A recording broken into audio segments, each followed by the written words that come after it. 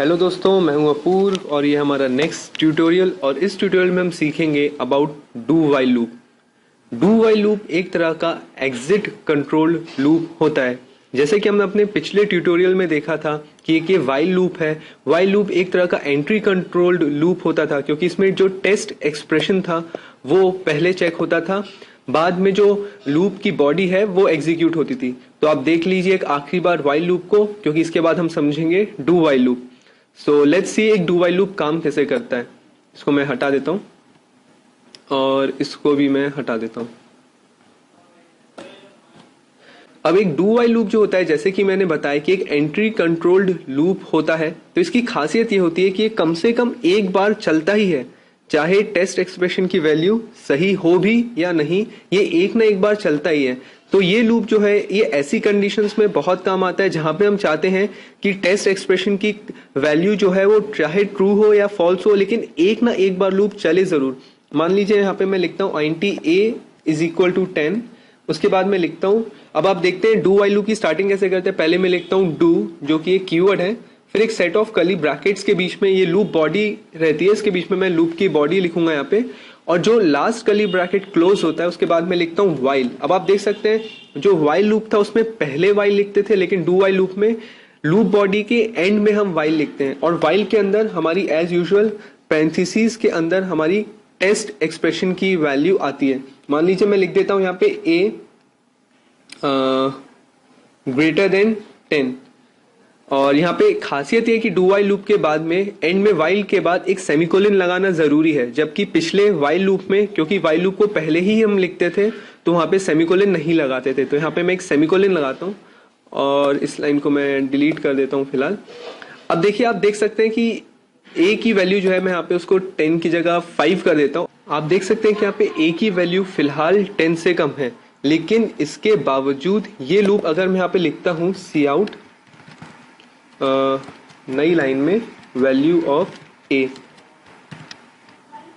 आप देख सकते हैं कि a की वैल्यू वैसे तो अभी 5 है, जो कि 10 से कम है, और टेस्ट एक्सप्रेशन की कंडीशन ये है कि a की वैल्यू 10 से बड़ी होनी चाहिए। तो इसकी खासियत यही है कि अगर टेस्ट एक्सप्रेशन फॉल्स भी है तो भी ये लूप एक ना एक बार काम करेगा, क्योंकि डू का मतलब ही होता है करो। तो ये एक ना एक बार वो काम करता ही है, लूप की बॉडी को एक ना एक बार एग्जीक्यूट करता ही है। तो ये एक बार एटलीस्ट वंस एक बार एग्जीक्यूट करने के बाद टेस्ट एक्सप्रेशन कंडीशन को चेक करता है। उसके बाद अगर कंडीशन फॉल्स होती है तो नेक्स्ट टाइम एग्जीक्यूट नहीं होता है। चलिए हम इसको रन करके देखते हैं। आप देख सकते हैं यहाँ पे 5 आउटपुट आ गया है, मतलब लूप एक बार तो चला ही। उसके बाद लिख के आ गया है प्रेस एनी की टू कंटिन्यू, ये सिस्टम पॉज के कारण प्रिंट हुआ है। तो आपने देखा कि एक ना एक बार डू वाइल लूप काम करता ही है, चाहे टेस्ट एक्सप्रेशन की कंडीशन ट्रू हो या फॉल्स हो। मान लो हम इसको ट्रू कर देते, a लेस देन 10, एंड यहाँ पे लिख देता मैं a प्लस प्लस सेमीकोलन, तो यहाँ पे ये हमारी अपडेट कंडीशन हो जाती।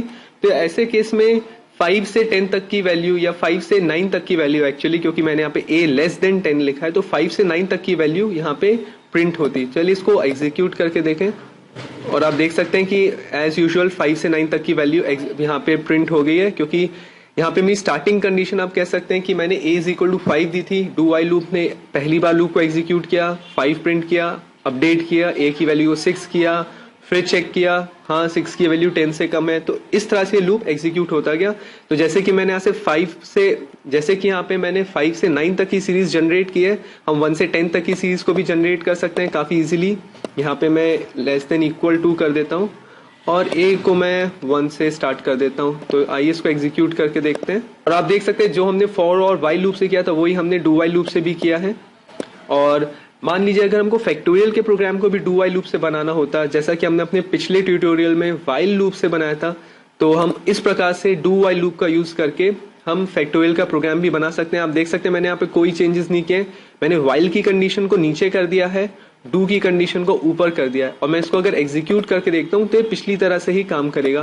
Please enter a number for its factorial. मैं डालता हूँ 3 का फैक्टोरियल होता है 6, 3 इंटू 2 इंटू 1 इज 6।